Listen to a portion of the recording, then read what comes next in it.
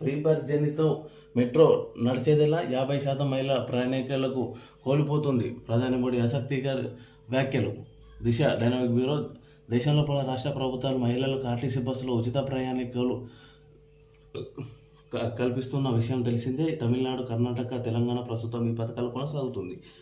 అయితే ఈ స్కీమ్లో ప్రధాని నరేంద్ర మోడీ షాకింగ్ కామెంట్ చేశారు. మహిళలకు ఉచిత బస్సు ప్రయాణం హామీతో ప్రతిష్టాత్మకంగా తీసుకొచ్చిన మెట్రోలు ఇబ్బందులు పడుతున్నారని అసహ్యత వ్యక్తం చేశారు. ఈ నిర్ణయంతో దాదాపు 50% మహిళా ప్రయాణికులకు మెట్రో కోల్పోతుందని పేర్కొన్నారు.